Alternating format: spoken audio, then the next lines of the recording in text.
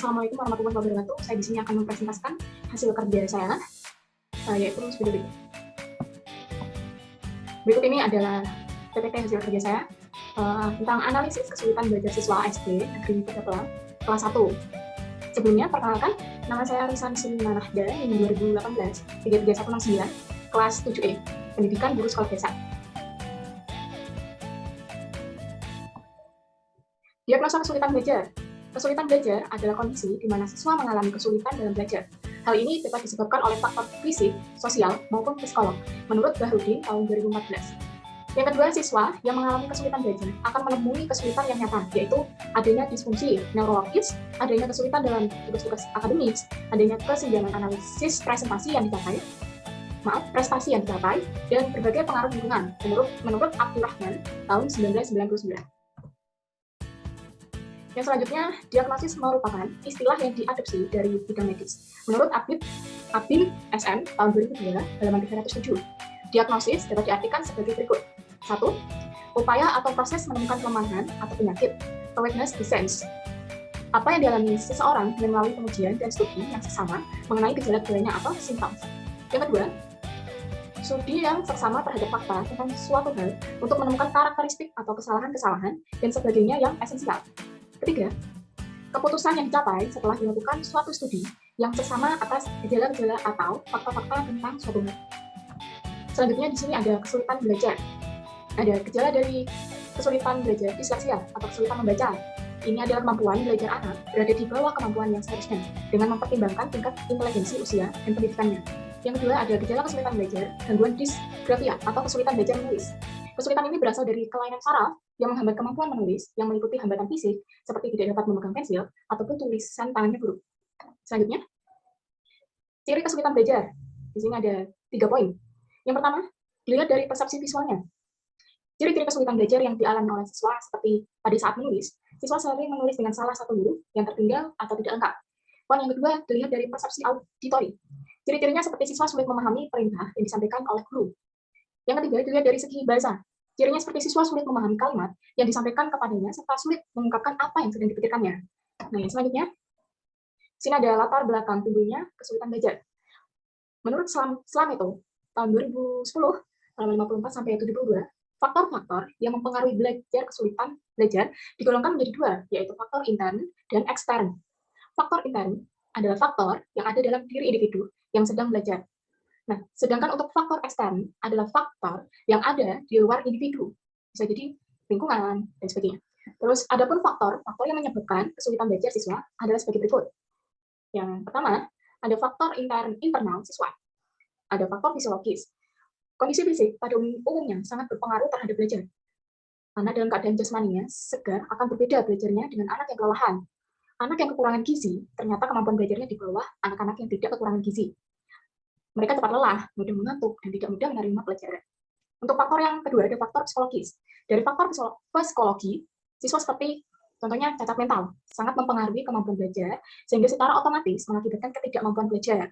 Yang kedua ada bakat. Apabila siswa kurang memiliki bakat khusus dalam suatu bidang tertentu, maka besar kemungkinan siswa akan mengalami kesulitan belajar dibandingkan dengan siswa yang memiliki bakat khusus. Yang ketiga, ada motivasi. Dari penemuan-penemuan penelitian menunjukkan bahwa hasil belajar pada umumnya meningkat jika motivasi untuk belajar bertambah. Nah, yang keempat, D, ada ego, karena merasa sudah pintar sehingga tidak mau melakukan tolong-menolong dalam proses pembelajaran. Nah, itu tidak baik. Yang kelima, atau E, inteligensi atau IQ, kecerdasan baik yang memiliki IQ antara 110 sampai 130, kecerdasan biasa yang memiliki IQ antara 90 sampai 110, kecerdasan kurang yang memiliki IQ antara 70 sampai 90. Kecerdasan kurang yang memiliki IQ kurang dari 70. Yang kedua, ada faktor eksternal siswa.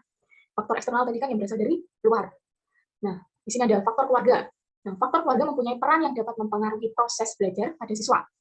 Orang tua yang kurang memperhatikan perannya, kesehatan yang kurang baik, kebiasaan keluarga yang tidak menunjang, kedudukan anak dalam keluarga yang menyedihkan, waktu belajar yang kurang memadai dapat mengakibatkan kesulitan belajar bagi siswa.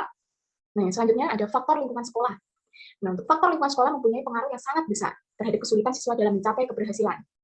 Faktor yang datang dari sekolah seperti kegaduhan, bau busuk, dan sebagainya, sekolah juga mempunyai peran khusus dalam menangani kesulitan belajar yang dialami siswa. Selanjutnya lagi ada faktor lingkungan tempat tinggal. Nah, faktor ini juga dapat mengakibatkan timbulnya kesulitan belajar, sebab faktor ini merupakan faktor yang sangat erat kaitannya dengan hubungan sosial sehingga dapat mengakibatkan siswa kurang memperhatikan belajar. Nah, di sini ada tujuan pelaksanaan kegiatan kesulitan belajar. Satu, ada dari siswa. Nah, tujuan yang hendak dicapai setelah pelaksanaan kegiatan diagnosis kesulitan belajar ini bagi siswa adalah A. Siswa memahami dan mengetahui kekeliruan. B. Siswa memperbaiki kesalahannya. C. Siswa dapat memilih cara atau metode untuk memperbaiki kesalahannya. Yang D. Siswa dapat menguasai pelajaran dengan baik. E. Siswa dapat meningkatkan prestasi belajarnya. Nah, yang kedua, untuk guru. Adapun tujuan pelaksanaan kegiatan diagnosis kesulitan belajar bagi guru adalah A. Guru mengetahui kelemahan dalam proses belajar mengajar. B. Guru dapat memperbaiki kelemahannya tersebut. C. Guru dapat memberikan layanan yang optimal kepada siswa sesuai dengan keadaan diri siswa, perkembangannya siswa, dan terlaksana dengan baik. Yang selanjutnya, upaya mengatasi kesulitan belajar yang dialami siswa. Di sini ada yang pertama ada identifikasi kasus. Satu, tujuannya untuk mencari dan menemukan di antara siswa-siswa yang diduga mengalami kesulitan belajar yang serius dan yang memerlukan bantuan. Yang kedua, tekniknya dengan memanfaatkan catatan atau rekaman tentang hal ihwal yang menyangkut kegiatan belajar untuk dianalisis. Yang ketiga, prosedurnya mengumpulkan nilai-nilai dari seluruh bidang studi dalam satu kelas untuk satu, dihitung bagaimana rata-rata bagi setiap guru. Kedua, kemudian dihitung nilai rata-rata seluruh siswa di kelas itu. Ketiga, lalu buat grafik untuk mengetahui posisi siswa dalam kelas berdasarkan nilai rata-rata itu. Keempat, setelah itu, dapatlah diketahui bahwa ada siswa yang nilai rata-ratanya berada di bawah rata-rata umum kelas, ditandai sebagai siswa yang berprestasi rendah, dan ia tentu mengalami kesulitan belajar. Yang kelima, pada akhirnya ditetapkan siswa-siswa yang paling banyak mengalami kesulitan belajar adalah mereka yang mengalami nilai rata-ratanya di bawah rata-rata nilai umum kelas. Misalkan nilai-nilai yang paling rendah adalah bidang studi bahasa Indonesia dan matematika.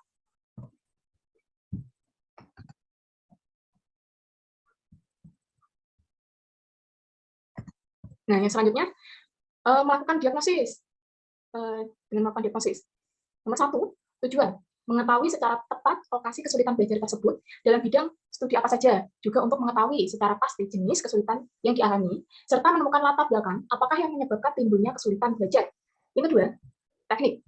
Melakukan analisis dokumenter, melakukan wawancara, melakukan observasi atau pengamatan, melakukan tes dalam berbagai jenisnya, melakukan pengukuran dengan teknik sosiometri. Terus yang ketiga ada prosedurnya. Satu, menyusun rata-rata nilai dari nilai bidang studi. Yang kedua, membuat grafik tentang kedudukan siswa yang mengalami kesulitan belajar dalam bidang studi tersebut. Yang ketiga ada kemudian menetapkan tempat atau alokasi dalam bidang studi apa saja bagi siswa tersebut mengalami kesulitan belajar. Hal ini dapat pula dibantu oleh rapor dan hasil ulangan. Yang keempat, kemudian menetapkan siswa mana yang mendapatkan prioritas pelayanan karena paling banyak menemui kesulitan belajar.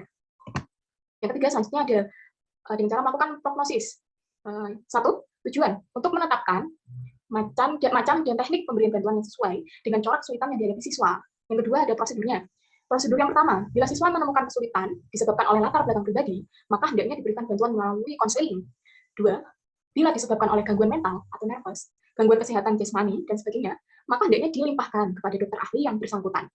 Yang ketiga, bila berlatar belakang pada sikap sosial, maka perlu diberi bantuan dengan menggunakan bimbingan kelompok, karena dengan cara ini, siswa akan dilatih kembali untuk bersikap sosial yang memungkinkan ia dapat melakukan penyesuaian diri dengan lingkungan, juga dengan memberikan tugas kegiatan tertentu yang membawanya ke arah hidup saling membantu. Maka siswa yang bersangkutan akan terpupuk rasa sosialnya. Terus untuk yang keempat, bisa dengan melakukan langkah pemberian bantuan. Satu, tujuannya untuk memberikan bantuan kepada siswa yang bersangkutan agar mampu mengatasi kesulitan belajar yang dialami dengan kemampuan sendiri sehingga dapat mencapai hasil yang optimal serta dapat bersikap menyesuaikan diri yang sehat. Terus yang kedua ada tekniknya. Memilih salah satu teknik pemberian bantuan yang telah dipilih meliputi satu, remedial teaching atau memberi pelajaran tambahan berupa kursus atau private class dan cara lain tentang bidang studi yang lemah dengan tujuan agar kelemahan tersebut bagi siswa yang bersangkutan dapat ditingkatkan kemajuannya atau disembuhkan. Yang kedua, memberi konseling kepada siswa yang bersangkutan tentang hal-hal yang menghambat kemajuan belajarnya. Yang ketiga, melakukan bimbingan kelompok terhadap siswa yang dihambat oleh sikap sosialnya yang kurang dapat menyesuaikan diri dalam pergaulan. Yang keempat, melakukan perlimpahan atau referral kepada ahli lain di bidangnya. Selanjutnya, bisa melalui melakukan tindak lanjut atau follow-up service. Satu, tujuan untuk mengetahui sejauh mana hasil pemberian bantuan tersebut yang telah diberikan kepada siswa dalam rangka memperbaiki kegiatan belajarnya lebih lanjut. Yang kedua, tekniknya, dengan melakukan tes kemajuan belajar, psikotes, atau dengan memberikan wawancara pada siswa. yang bersangkutan tentang kemajuan belajarnya dalam bidang studi tertentu. Ditambah lagi dengan melakukan analisis dokumen seperti hasil ulangan, hasil tes, dan lain sebagainya. Juga mengadakan observasi atau pengamatan tentang sejauh mana perubahan tingkah laku siswa dalam melakukan kegiatan belajar lebih lanjut. Nah, yang ketiga, prosedurnya. 1. Mengetes siswa dalam bidang studi yang semula mengalami hambatan. Kedua, mewawancarai siswa tentang sikap dan penderitaannya mengenai kesulitan-kesulitan yang dirasakan. Ketiga, mewawancarai guru bidang studi yang bersangkutan tentang perubahan yang terjadi pada siswa yang bersangkutan, dan juga melakukan wawancara dengan orang tua atau siswa tentang kemajuan belajarnya di rumah dan seterusnya. Keempat, menganalisis tentang informasi dan hasil belajar siswa yang bersangkutan. Terus yang kelima, melakukan pengamatan atau observasi kegiatan belajar siswa yang bersangkutan, baik di dalam kelas maupun di luar kelas. Nah, di sini metode pengambilan data. Nah, penelitian ini menggunakan penelitian kualitatif. Penelitian kualitatif digunakan untuk memahami fenomena atau konsep tentang apa yang dialami oleh subjek peneliti, seperti perilaku, persepsi, motivasi, tindakan, dan lain-lain, secara holistik dan dengan cara deskripsi pada suatu konteks khusus dengan memanfaatkan berbagai metode ilmiah, menurut Moleong tahun 2013. Nah, penelitian ini dilaksanakan mulai dari bulan September tahun 2021 di kelas 1 SD Negeri Tigepelang. Subjek dalam penelitian ini adalah 2 siswa kelas 1. Dalam penelitian ini menggunakan metode pengumpulan data secara observasi dan wawancara. Observasi digunakan untuk mengetahui karakteristik kesulitan membaca. Terus wawancara dilakukan untuk mencari data atau informasi mengenai kesulitan membaca siswa. Teknik analisis data yang digunakan dalam penelitian ini adalah analisis interaktif menggunakan model Mills dan Huberman atau dalam Sugiono tahun 2017. Yang mengemukakan bahwa dalam menganalisis data kualitatif dilakukan secara interaktif dan terus-menerus sampai tuntas, sehingga data yang diperoleh jenuh. Analisis data pada penelitian ini berupa uraian singkat dari beberapa indikator kesulitan membaca siswa. Nah, berikut ini adalah tayangan tabel saya saat melakukan penelitian di kelas 1 SD Negeri Tigepelang. Saya di sini meneliti 2 siswa. Yang pertama bernama Muhammad Malik Firmansyah, yang kedua bernama Naufal Aldiansyah. Nah, untuk yang bernama Muhammad Malik Firmansyah, bisa dipanggil Malik, dia memiliki nomor absen 10. Nah, kesulitan belajarnya, dia mengalami kesulitan dalam membaca. Nah, penyebab kesulitan belajarnya itu karena belum bisa menghafal huruf abjad, masih lupa-lupa, dan terkadang masih terbalik, B dibaca D, terus I dibaca L dibaca I, L kecil dibaca I, sering seperti itu untuk Malik. Terus guru mengatasi dengan cara, di sini ada 4 cara. Yang pertama, memberi motivasi kepada siswa agar giat belajar. Motivasi itu penting untuk siswa saat mengalami kesulitan dalam belajar. Yang kedua, memberi saran kepada orang tuanya agar lebih memperhatikan atau mendampingi anak saat belajar di rumah. Nah, di sini peran orang tua penting, karena saat anak di rumah, jika mereka belajar didampingi orang tua, mereka akan lebih cenderung serius, tidak bermain sendiri. Nah, untuk yang ketiga, mendampingi siswa saat pembelajaran atau memberi perhatian khusus. Mendampingi siswa ini termasuk dalam konteks guru. Guru mendampingi di dalam kelas saat proses pembelajaran karena masih mengalami kesulitan membaca, jadi harus didampingi secara khusus oleh guru kelas. Terus yang terakhir, memberi motivasi pada siswa dan menciptakan suasana pembelajaran yang menarik dan tidak monoton. Jika proses pembelajaran dikemas secara menarik, tidak monoton, otomatis siswa tersebut akan merasa tertarik, ingin mengetahui apa sih yang diterangkan oleh ibu guru, bapak guru. Jadi saat kita tanyakan kembali tentang terkait materi yang sudah diterangkan, siswa tersebut akan lebih memahami materi yang dijelaskan oleh guru. Nah, di sini ada perubahan atau tidak? Alhamdulillahnya ada. Sedikit demi sedikit mulai terlihat perubahannya. Terus alasannya siswa harus didampingi atau diberikan perhatian secara khusus saat pembelajaran. Nah, di sini di kelas 1 saya tayangkan waktu itu video pembelajaran, dan antusiasnya siswa kelas 1 sangat besar karena mereka tertarik dengan video yang saya tayangkan terkait materi pembelajaran pada hari itu. Terus yang kedua, siswa yang saya teliti ada Naufal Aldiansyah, nomor absennya 15.